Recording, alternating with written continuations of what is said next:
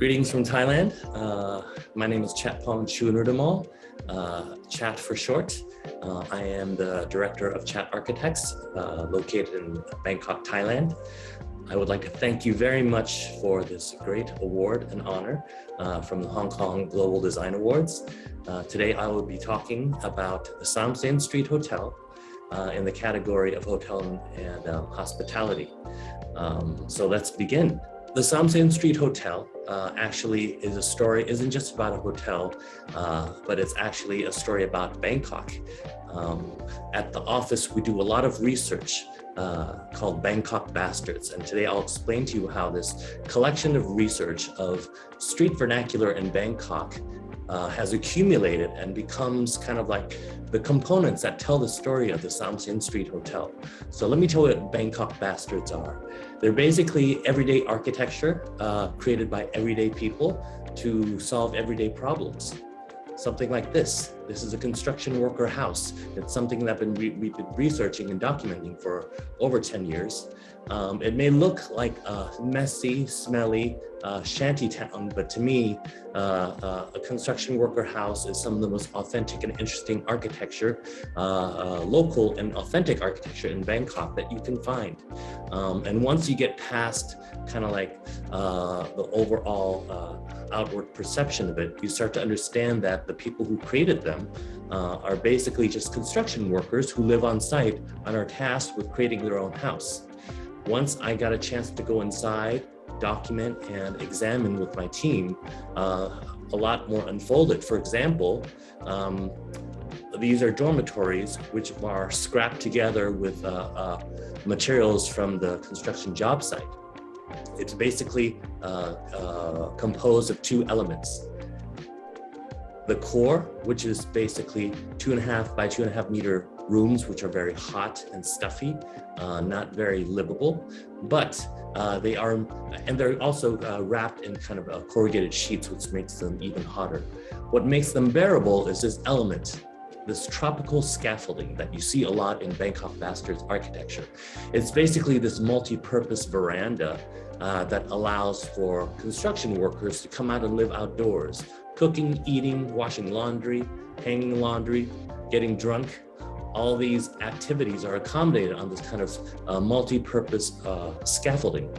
And once you start to understand how this component works, you'll start to see that it can actually accommodate a lot of uses. For example, this is another construction worker house near the first one, which is located next to a canal. But this one has a scaffolding that has been kind of hybridized.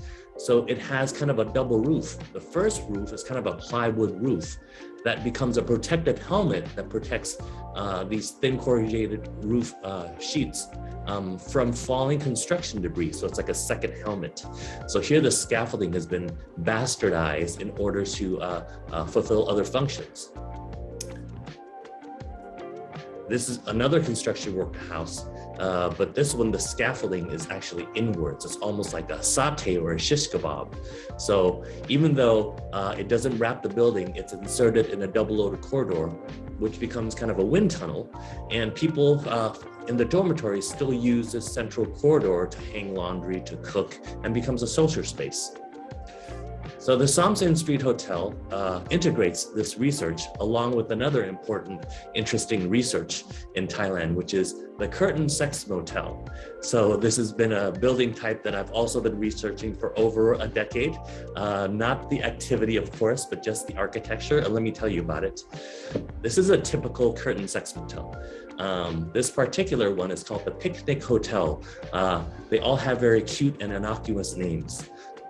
They all have several standard components as well. Usually from the front, the building is covered in kind of Corbusian brise-soleil, sun fins, if you will, that actually are supposed to protect you from UV rays. But as you can see, there are hardly any windows in this facade. So this brise-soleil really doesn't do any functional roles. It actually is a psychological mask. The designers, anonymous architects, designed this building to be as the least memorable as possible in order to protect the clientele that uses it.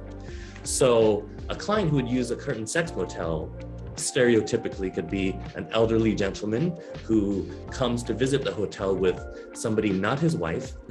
He would be driving in a kind of a heavily tinted car, drive through this tunnel.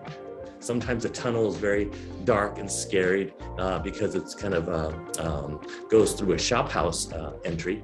But then this tunnel leads the car into this wonderful open void in the middle of most curtain sex motels. So it's an internal street where you will find a parking attendant at one of these curtain spots. Here you have red curtains.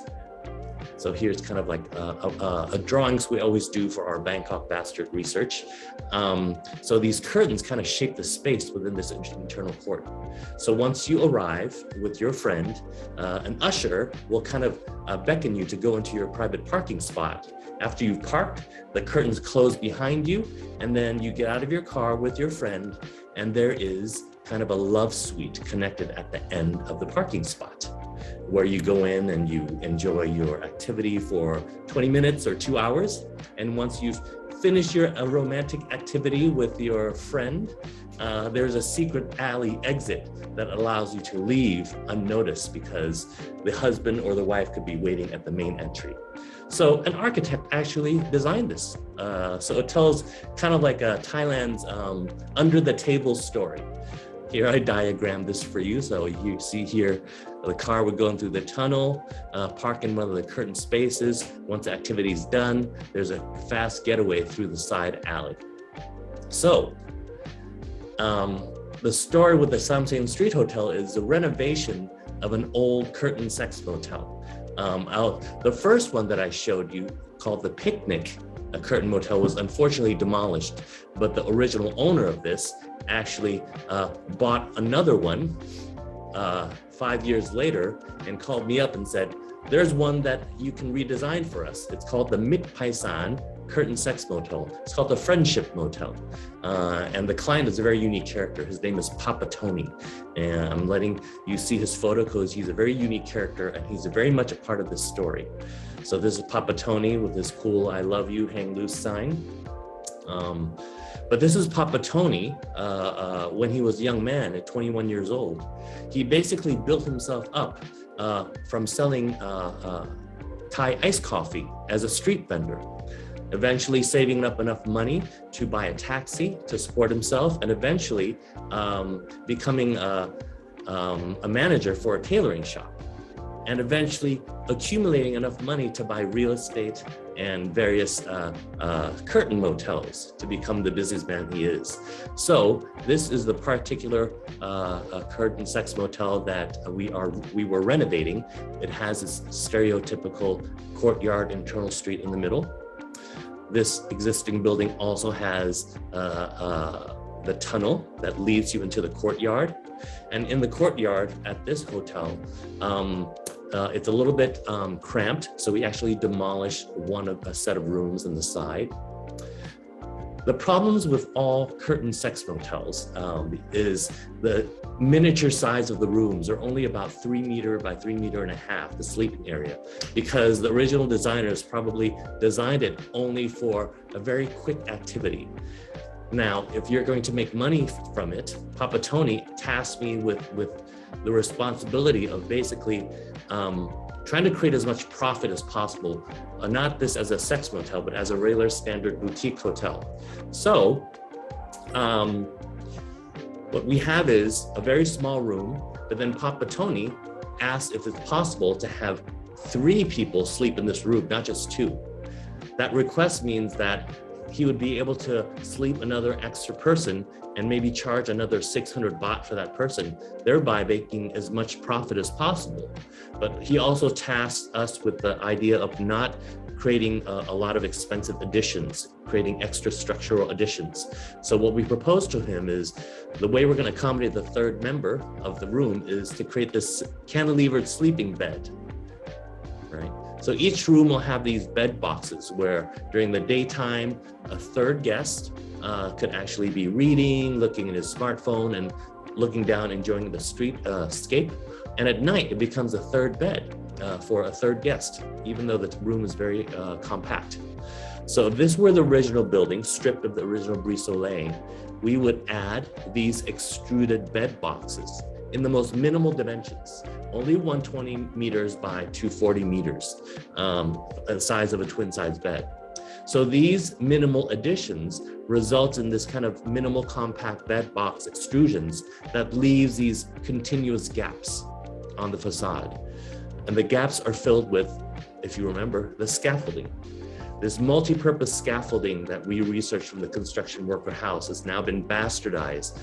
And now this scaffolding will hopefully succeed in turning this once mysterious dark curtain sex motel inside out, turning it into a very extroverted, lively street hotel that activates the streetscape.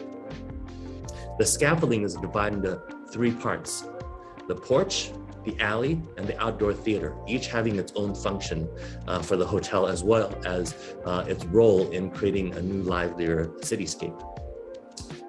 The soy, or the alley, is actually a scaffolding that kind of solves a recurring problem in apartment or condominium design in Thailand. Every time I'm tasked with designing a condominium or an apartment, the client always asks, please do a beautiful facade for us, because, and also put in a balcony, because foreigners love balconies and make the facade look great. But what happens in kind of balconies in developing countries and with a lot of traffic and congestion? Nobody ever goes out in the balcony in Bangkok, right? It becomes a place for MEP, mechanical, electrical, sanitary engineering systems. For example, it becomes a place where air condensers are stored. What always happens when you ever have a problem with your air conditioning unit, the service people always come and knock on your door, walk through your room, through your bedroom, in order to service the air condensers. To solve that problem, we create these gaps to become alleyways, vertical alleyways, to service all of the MEP equipment. Now, this continuous vertical alley allows a repairman not to have to go through your room, but go through this kind of vertical circulation and be able to service all the mechanical systems, sanitary pipes, drainage, as well as air conditioning units that are now proudly shown in the facade and celebrated. And here is the vertical street that connects all the MEP systems for the repairmen, but it also has another surprise function, which I'll tell you in the end. So this is a shot of the corner stair that accesses all the MEP systems. In this particular corner, the repairman can go up this temporary kind of stair structure. Itself is also a bastard child of something that we found in local gas stations in Thailand. This is a very beautiful light stair structure made out of 1 inch by 1 inch pipes, used by gas attendants to change light bulbs at the underside canopy of gas stations. So we kind of bastardized the stair to create our new stair. The next element, this next scaffolding element, is the porch. So the porch reactivates a certain part of the property that usually gets ignored, the 6-meter setback, but it turns it, hybridizes it in such a way that activates the street. This space becomes a place where the hotel guests can actually mingle with locals who are walking on the sidewalks in the street. If you remember, I told you that Papa Tony, the owner of the hotel, used to be a food vendor. He used to sell iced coffee. Well, he has kind of a soft spot for local street vendors in Thailand who are right now being pushed out of their business. So this is a Pikai, or Brother Chicken, who sells his armada of Thai sausages right next to the hotel. So we create this new business model where the hotel guests are actually sent down to actually eat street food that are authentically sold by the vendors on the street. It becomes a new way to kind of brand a street food hotel, as well as to create a local business or stimulate local business and our neighbors. So it becomes kind of a new business model, not only a new architectural design. This is another vendor, P-Tip, who actually serves basil chicken. Also, this is a newspaper clip from a few years back where the Thai government was actually banning street food. So this is an attempt to offer another solution. This scaffolding on the street or the balcony, the porch, accommodates mobile furniture, which I see as a part of the Thai vernacular as well. So we believe that the street architecture in Bangkok isn't composed of just walls and roofs and floors. It's made out of loose furniture, plastic stools, folding tables, even these blinking lights called Chuenrudeemol. They all create space in a very kind of loose way we see in Bangkok. So this is a shot of the opening night of the hotel where our food vendor neighbors are able to come into the property under the scaffolding and are able to sell food without being harassed by the police. And if you remember the vertical alley where the repairman can repair air condensers, on festivals, during festivals and on weekends, this vertical alley becomes a vertical street where the hotel can give neighborhood concerts to the local neighbors. Here's kind of a taste of that opening night concert.